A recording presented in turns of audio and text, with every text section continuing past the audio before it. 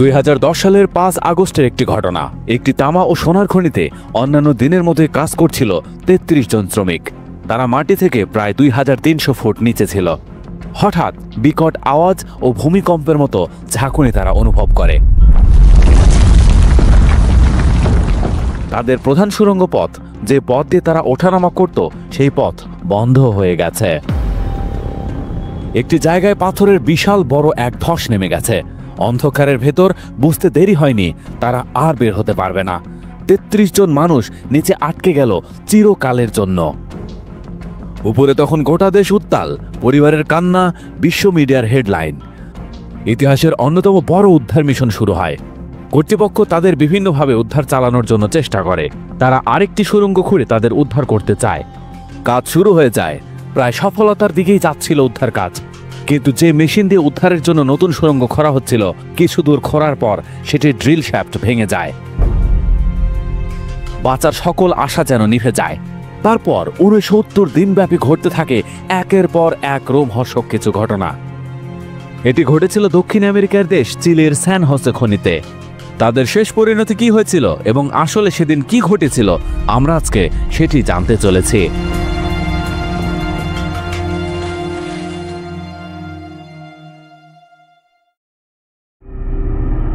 চিলির একটি তামার খনির গভীরে আটকা পড়ে আছে 33 জন খনি শ্রমিক। বিশ্ব যখন রুদ্ধশ্বাস অপেক্ষা করছিল, তখন এক অভূতপূর্ব উদ্ধার অভিযান শুরু হয়। 5 আগস্ট 2010 উত্তর চিলির সান হোসে খনি একটি বিশাল ধসে ছিন্ন ভিন্ন হয়ে যায়। আমাদের গল্পের শুরু অবসরপ্রাপ্ত খনি শ্রমিক হোসে ভেগাকে দিয়ে। তার ছেলে অ্যালেক্স এই খনিতে কাজ করত এবং সে তার শিফট শেষে বাড়ি ফিরে আসেনি। অ্যালেক্স এবং আরও 32 জন শ্রমিক নিখোঁজ। ভয়, আতঙ্ক, সবাই মনে করছিল তারা হয়তো মারা গেছে। হোসে এই খনিটি খুব ভালো করে চিনতেন। তিনি একটি অনুসন্ধান দল নিয়ে প্রধান প্রবেশ পথে নামতে শুরু করেন। মরিয়া হয়ে জীবিতদের সন্ধান করতে থাকেন। হোসে অস্থির, তিনি খনির গভীরে যেতে থাকেন। কিন্তু হঠাৎ একটি বিশাল পাথরের চাঙ্গর তাদের পথ আটকে দেয়। হোসের একমাত্র আশা হলো ধসের নিচের অংশে যাওয়ার কোনো পথ খুঁজে পাওয়া। পৃথিবীর 2300 ফুটেরও বেশি গভীরে সর্পিলভাবে নেমে যাওয়া এই খনির মূল সুড়ঙ্গগুলি উলম্ব ভেন্টিলেশন শ্যাফট দ্বারা যুক্ত। তাই হোসে এবং তার দল এই শ্যাফটগুলো ব্যবহার করে নিচে নামার চেষ্টা করেন। খনিটি তখন ফাটছিল। যদি এটি আবার ধসে পড়ে, তাহলে তারা সহজেই চাপা পড়তে পারত। হোসে ধসের নিচে নামার একটি শ্যাফট খুঁজে পান। কর্তৃপক্ষ তখন আরেকটি অনুসন্ধান দল পাঠায়, কিন্তু হঠাৎ ভূমি আবার কেঁপে ওঠে। এটি ছিল দ্বিতীয়বারের ধস। ভেন্টিলেশন শ্যাফটগুলো সম্পূর্ণরূপে ভেঙে গেল। হোসে তখন তার ছেলে জীবিত আছে নাকি মৃত তা না জেনেই খনি ছেড়ে বেরিয়ে আসতে বাধ্য হন। খনিমন্ত্রী লরেন্স গোল্ডবোর্ন ঘটনাস্থলে এসে কার্যক্রম পর্যবেক্ষণ করছেন। প্রথম 9টি দ্রুতগামী ড্রিলিং রিগ ঘটনাস্থলে আসে। খনি শ্রমিকদের খুঁজে পাওয়ার একমাত্র আশা এখন এই মেশিনগুলো।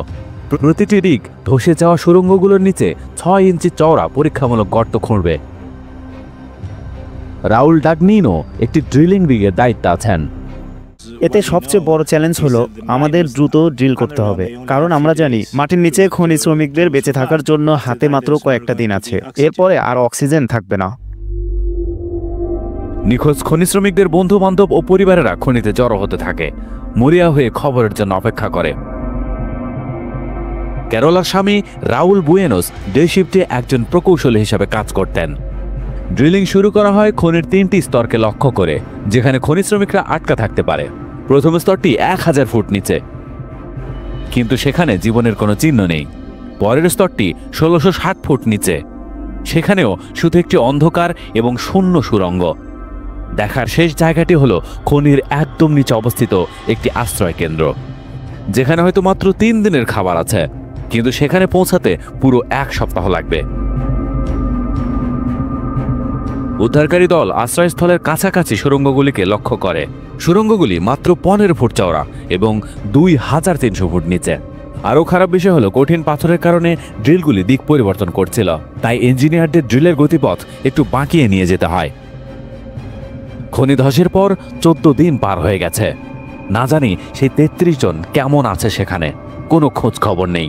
4টি ড্রিলের মধ্যে প্রথমটি তাদের সম্ভাব্য অবস্থানের কাছাকাছি চলে এসেছে, কিন্তু দুঃখজনকভাবে ড্রিলটি 100 ফিট দূর দিয়ে চলে যায়। অবশ্যই দলের জন্য এটা বিরাট হতাশার ছিল। আমরা সাধারণত খনিজ অনুসন্ধানের জন্য কাজ করি, জীবন খুঁজে বের করার জন্য আমরা কখনোই ড্রিল করি না। এখানকার ক্যাম্পে অনেক মানুষ, তারা কাঁদছে।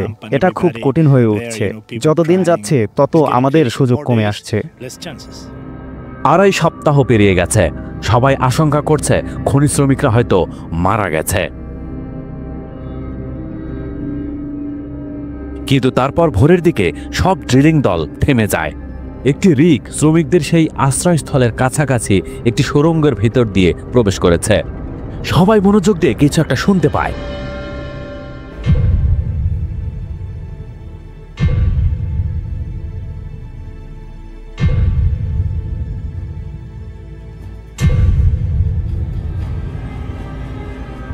ইঞ্জিনিয়াররা ড্রিল পাইপ বেয়ে আসা অস্পষ্ট আঘাতের শব্দ শুনতে পাচ্ছেন বলে মনে করেন।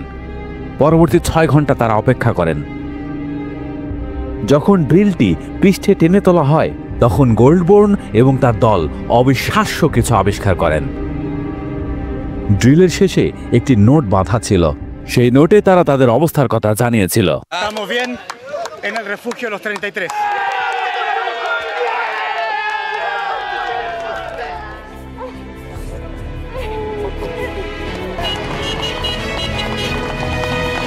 একটি সিসিটিভি ক্যামেরা এবং ফোন লাইন গর্তের মধ্যে নামানো হয়।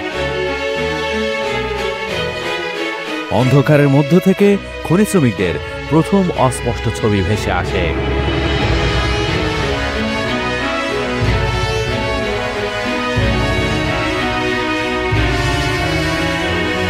চিলির জাতীয় সঙ্গীতের বিজয় উল্লাস পৃষ্ঠে পৌঁছায়, কিন্তু 17 দিন ধরে মৃত্যুর মুখে অন্ধকারের মধ্যে থাকার পর তাদের শরীর ও মন কেমন আছে তা কেউ জানে না। আধা মাইল ভূগর্ভে 17 দিন ধরে চাপা থাকার পর 33 জন খনি শ্রমিক তাদের গল্প বলতে শুরু করে।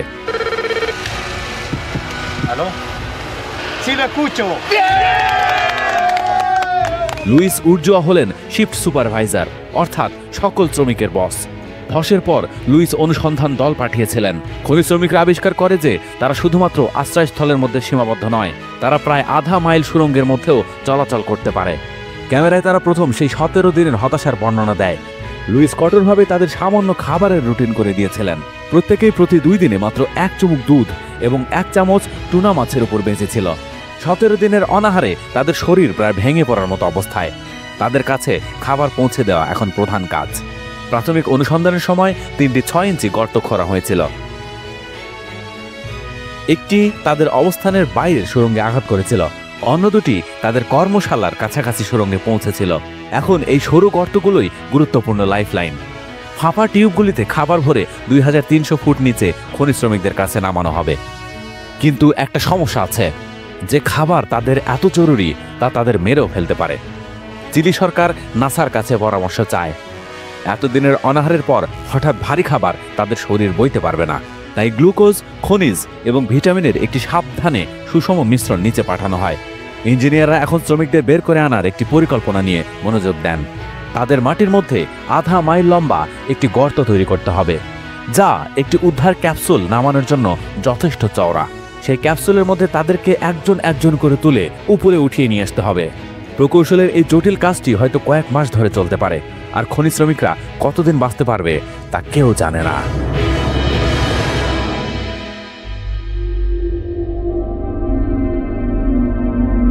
ক্যাম্প হোপ নামে পরিচিত তাঁবুগুলোর চারপাশে উল্লাস ছড়িয়ে পড়ে। উদ্ধারকারী ড্রিল এসে গেছে। এটি স্ট্রাটা 950 মডেলের। এটি শীঘ্রই প্ল্যান এ নামে পরিচিত হয়। এই ড্রিলটি 3টি ঘোরানো টাংস্টেন স্টিলের ডিস্ক ব্যবহার করে কাটে। প্রথমে এটি 15 ইঞ্চি চওড়া একটি পাইলট হোল তৈরি করে খনি শ্রমিকদের কাছে পৌঁছাবে। তারপর রিমা নামে পরিচিত একটি দ্বিতীয় যন্ত্র গর্তটিকে 28 ইঞ্চি চওড়া করবে, যা শ্রমিকদের বের করে আনার জন্য যথেষ্ট। স্ট্রাটা 950 নিখুঁতভাবে সোজা উলম্ব গর্ত খননের জন্য ডিজাইন করা হয়েছে। কাটার বিটকে লুব্রিকেট ও ঠান্ডা করার জন্য প্রতি সেকেন্ডে 20 লিটারেরও বেশি পানির প্রয়োজন। কিন্তু একটি সমস্যা আছে। খনিটি পৃথিবীর শুষ্কতম স্থান আটাকামা মরুভূমির মাঝখানে অবস্থিত। নিকটতম জলের উৎসটি খনি থেকে 1 ঘন্টার দূরত্বে। ক্যাম্প হোপে জলবাহী ট্যাঙ্কার করে অবিরাম পানি বইতে থাকে।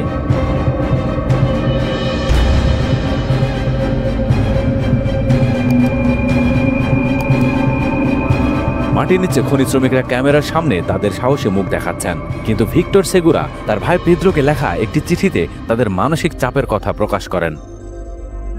31 আগস্ট সন্ধ্যায় ড্রিলিং শুরু হয়। খারাপ খবর হলো খনি শ্রমিকদের বের করে আনতে কমপক্ষে 3 মাস সময় লাগবে, আর তারা এখন সত্যি অনেক কষ্টে আছে।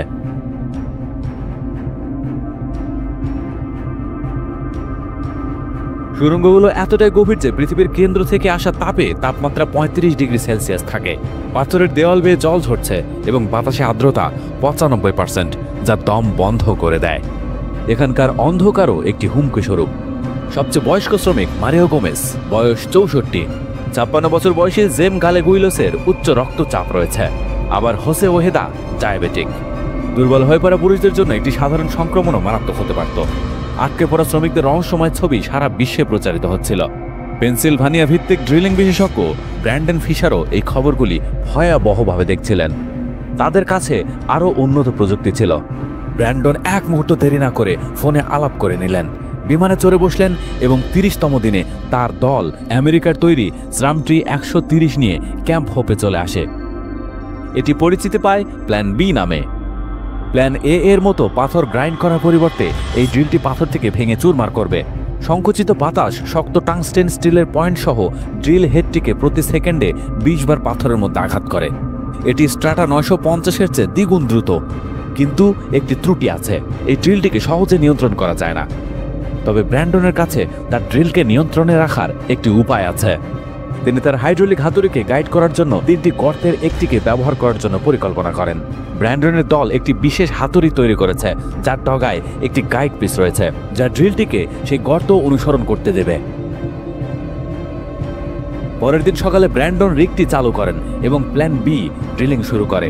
কিন্তু মরুভূমির পাথর অত্যন্ত শক্ত। ব্র্যান্ডনের বিশেষভাবে তৈরি ড্রিলটি সঠিক পথে থাকবে কিনা তা কেউ জানে না। যদি তার পরিকল্পনা কাজ করে, তবে খনি শ্রমিকরা 6 সপ্তাহেরও কম সময়ে বেরিয়ে আসতে পারত।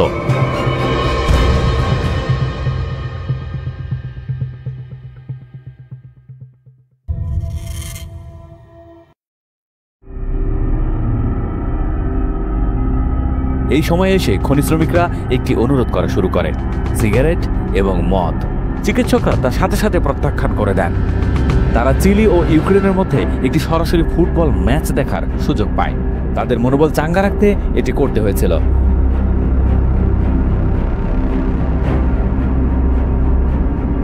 উদ্ধারকর্মীরা গতকালের মজার পরে এক অদ্ভুত শান্ত ভাব লক্ষ্য করেন।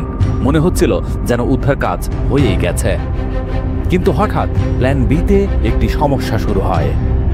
আধ ঘন্টা আগে আমাদের একটি সমস্যা হয়েছিল, কারণ ড্রিলটি ভেঙে গেছে। তাই আমাদের একটি ভিডিও ক্যামেরা ঢুকিয়ে দেখতে হচ্ছে সেখানে কি হয়েছে।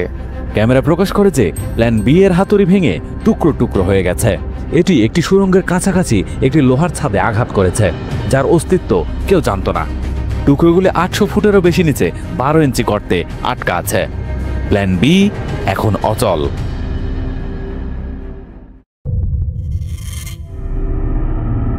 36তম দিন। আরও খারাপ খবর, একটি হাইড্রোলিক হোস ফুটো হয়ে যাওয়ার কারণে প্ল্যান এ বন্ধ হয়ে যায়। মাটির নিচে খনি শ্রমিকরা বুঝতে পারে কিছু একটা ভুল হয়েছে। তারা শুনতে পায় সমস্ত ড্রিলিং থেমে গেছে। মারিয়া সোকোভাসা তার ভাই দারিওয়ের কাছ থেকে একটি চিঠি পান। সে মরিয়া হয়ে জানতে চায় কি হচ্ছে। খনি শ্রমিকরা এখন 1 মাসেরও বেশি সময় ধরে মাটির নিচে আটকা আছে। তাদের উদ্ধারের সমস্ত প্রচেষ্টা থমকে গেছে। সান হোসে খনিতে 33 জন আটকা পড়া খনি শ্রমিককে উদ্ধারের মিশন ভালো চলছে না। প্ল্যান বি এর ড্রিল বিট ভেঙে গর্ত আটকে দিয়েছে এবং রক্ষণাবেক্ষণের জন্য প্ল্যান এ বন্ধ রাখা হয়েছে। কিন্তু আজ নতুন আশা খনির গেট দিয়ে গর্জন করে প্রবেশ করে। 42টি বিশাল ট্রাকের একটি কনভয় একটি নতুন ড্রিলের দানব নিয়ে আসে। শুরু হয় প্ল্যান সি। এটি এত বড় যে এটিকে একটি ফুটবল মাঠের আকারের একটি সমতল জায়গায় প্রস্তুত করতে হবে। খনি শ্রমিকদের পরিবারের জন্য 150 ফুট উঁচু এই দ্রুত ড্রিলের আগমনটা কিছুটা আশ্বস্ত করে। কিন্তু এই দৈত্যাকার মেশিনটি ভাগ ভাগ করা, এটি প্রস্তুত করতে 9 দিন লাগবে। মাটির নিচ থেকে আরও কিছু ফুটেজ উপরে উঠে আসে। প্ল্যান এ এর ড্রিলটি আবার অনলাইনে ফিরে এসেছে, তবে খুব ধীরে চলছে। প্ল্যান বি এর ভাঙা ড্রিল বিট এখনও আটকে আছে। গর্তটিকে পুরোপুরি বন্ধ করে দিয়েছে। ইঞ্জিনিয়াররা যদি ভাঙা ড্রিল বিট সরাতে না পারে তবে তাদের এই গর্তটি বাতিল করে পৃষ্ঠ থেকে আবার শুরু করতে হবে।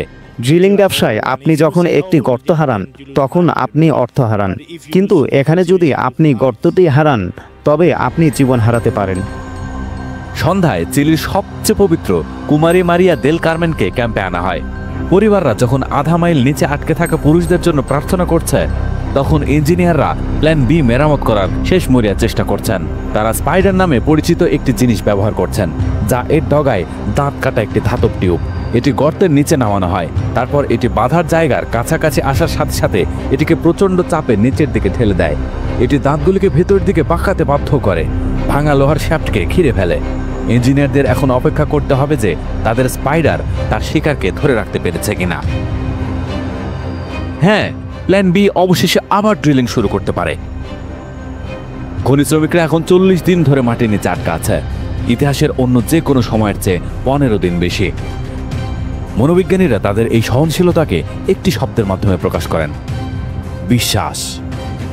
তাদের বিশ্বাস শীঘ্রই পুরস্কৃত হতে চলেছে।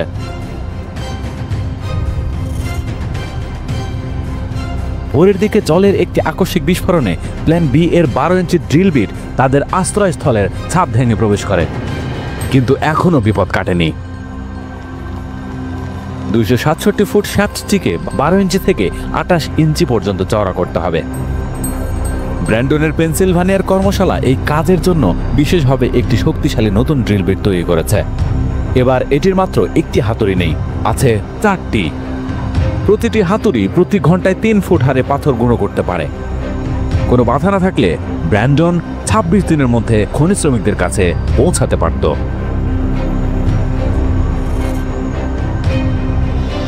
আজ 18 সেপ্টেম্বর, চিলির স্বাধীনতার 200তম বার্ষিকী। আধা মাইল নিচে খনি শ্রমিকরা দেশপ্রেম ও ঐক্য প্রদর্শন করে। সরকার পরিচালিত এই অভিযান তাদের জীবন বাঁচাবে, এই বিশ্বাস তাদের রাখতে হবে। আর বিকল্পটি চিন্তা করাও কঠিন। খনিতে 44 দিন চাপা থাকার পর পুরুষদের শারীরিক স্বাস্থ্যের মতোই তাদের মানসিক অবস্থাও এখন উদ্বেগের বিষয়। বারবার দাবির মুখে কর্তৃপক্ষ অবশেষে সিগারেটের অনুমতি দেয়। তাদের মানসিক উৎসাহ দেওয়ার জন্যই তারা এই কাজটি করে। বিশাল প্ল্যান সি এর রিগটি অবশেষে সম্পূর্ণ। এটির 28 ইঞ্চি বিট এতটাই শক্তিশালী যে এটি মাত্র 20 দিনের মধ্যেই তাদের উদ্ধার করে ফেলতে পারবে। সবাই এখন এটিকে স্বাভাবিক বলে ধরে নিয়েছে যে প্ল্যান সি হবে তাদের ত্রাতা। খনিমন্ত্রী গোল্ডবোর্ন আনুষ্ঠানিকভাবে এটি চালু করেন। প্রথমবারের মতো 3টি ড্রিলই চালু আছে।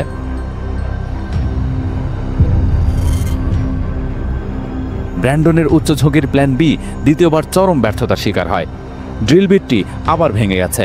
এবার খনি শ্রমিকদের কাছ থেকে এটি গোপন করার কোনো উপায় ছিল না। প্ল্যান বি মনে হচ্ছে শক্ত পাথরের সাথে পেরে উঠছে না। মাটির নিচে তাদের 50তম দিন। খনি শ্রমিকদের উদ্ধার কাজ এখনও বহু দূরে। 33 জন খনি শ্রমিকের জন্য এটি একটি যন্ত্রণাদায়ক অপেক্ষার খেলা ছিল, যেখানে আশা জেগেছিল আবার ভেঙে গেছে।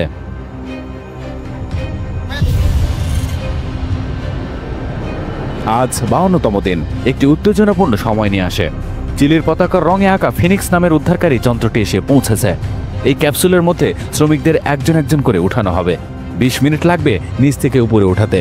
তারা এই ক্যাপসুলের ভিতরে নড়াচড়া করতে পারবে না, কারণ ক্যাপসুলটি আধা মাইল সংকীর্ণ পাথরের শ্যাফট দিয়ে টেনে তোলা হবে। একটি ইন্টারকম এবং অক্সিজেন সরবরাহ থাকবে। যদি ক্যাপসুলটি শ্যাফটে জ্যাম হয়ে যায় তবে এটিকে দুভাগে বিভক্ত করার একটি প্রক্রিয়া আছে। তখন শ্রমিককে আবার খনির নিচে নামিয়ে আনা হবে। খনি শ্রমিকদের উদ্ধারের মিশন একটি অপ্রত্যাশিত মোড় নেয়। একসময় ত্রাতা হিসেবে বিবেচিত প্ল্যান সি তার প্রতিশ্রুতি পূরণ করতে পারছে না। পাথর এত শক্ত যে ড্রিলটি দিনে মাত্র 50 ফুট খুঁড়ছে এবং অর্ধেকেরও কম দূরত্বে পৌঁছেছে। কর্তৃপক্ষ প্ল্যান এ বন্ধ করার সিদ্ধান্ত নেয়। মাটির নিচে খনি শ্রমিকরা ব্যস্ত। প্ল্যান বি এর ড্রিল থেকে প্রতিদিন যে 20 টন ধ্বংসাবশেষ পড়ছে তা তাদের সরাতে হবে।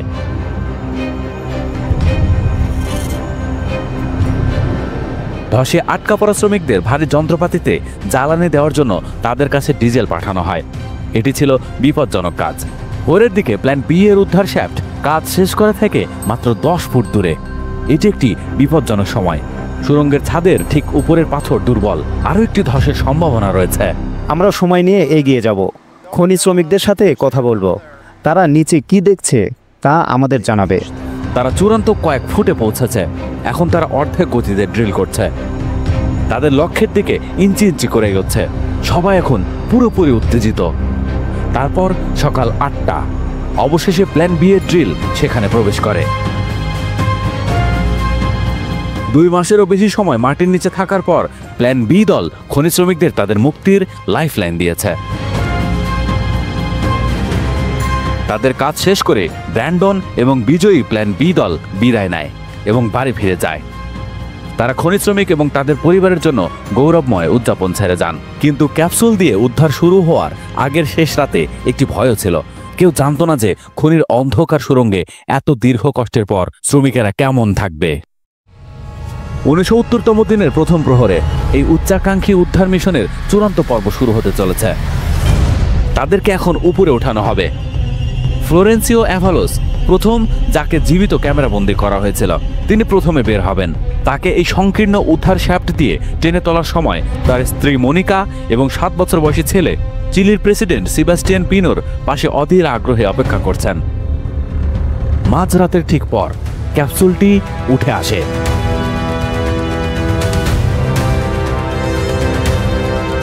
এ এক নতুন জীবন, অবিশ্বাস্য অনুভূতি। চোখের পানি যেন আটকানো যাচ্ছে না। এরপর যিনি বেরিয়ে আসেন তিনি হলেন দলটির উদ্যমী মুখপাত্র মারিও সাউজা, যিনি স্মারক পাথর সঙ্গে করে নিয়ে এসেছেন। একে একে সবাইকে জীবনের আলোয় টেনে তোলা হয়।